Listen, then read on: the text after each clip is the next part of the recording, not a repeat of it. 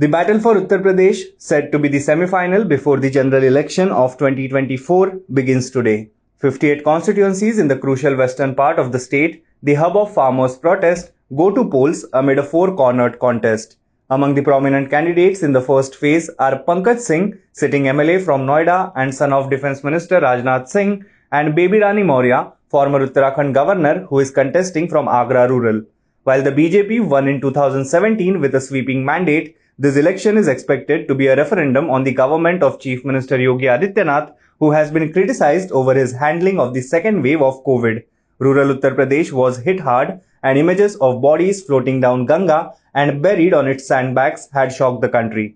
The big challenger of the BJP is the Rainbow Coalition led by Samajwadi Party chief Akhilesh Yadav, who has augmented his Muslim Yadav support base with small parties that command a following among other backward classes. His key ally is Jayant Chaudhary of Rashtriya Lok Dal, whose supporters have influence on more than 30 seats.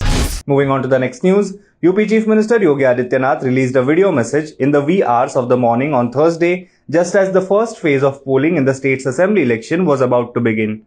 In his 6-minute long video addressed to his voting brothers and sisters on Twitter, he repeatedly stated that he was not here to ask for your votes, interspaced with a list of his government's achievements. It's time for a big decision. In the last 5 years, the BJP's double-engine government has done everything with commitment and fulfilled its promises, keeping your trust in mind. A lot has happened in 5 years. 24-hour electricity has reached all houses in all villages for the first time. Bathrooms have been made for cleanliness as well as dignity of women. Sturdy homes have been built. Piped water has reached homes. Expressways have been built, CM Yogi Adityanath said in his video. Moving on to the next news, Telangana Congress in charge Manickam Tagore trained his gun on the Election Commission of India over Prime Minister Narendra Modi appearing in an interview a day before the Uttar Pradesh election. Alleging double standards, Tagore asked why the ECI was silent over the interview even though it had issued a show-cause notice to Congress leader Rahul Gandhi for appearing in an interview a day before polling in Gujarat in 2017.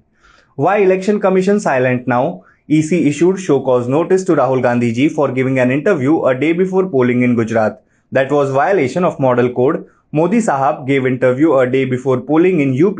Will ECI give notice to him? Tagore asked in a tweet.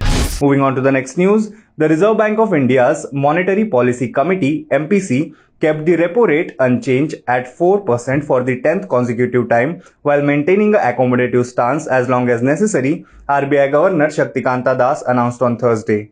The central bank governor said that the MPC had voted unanimously 5-1 to maintain the accommodative stance and added that the reverse repo rate too was kept unchanged at 3.35%. The marginal standing facility MSF rate and bank rate also remained unchanged at 4.25%. Moving on to the next news, the Chief Justice of Karnataka High Court Wednesday constituted a 3-judge bench, including himself, to hear a batch of petitions questioning a ban on the use of hijabs in a few pre-university colleges in the state after a single-judge bench of the court had decided to refer the pleas to a larger bench, saying the case involved larger constitutional issues. Headed by Chief Justice Rituraj Avasthi, the 3-judge bench, referred to as full bench of the High Court, will also include Justice Krishna S. Dikshit, who referred the matter to a larger bench, and Justice Khaji Jaibunisa Muhyiddin. Justice Muhyiddin is a woman judge who took oath as an additional judge of the High Court in March last year.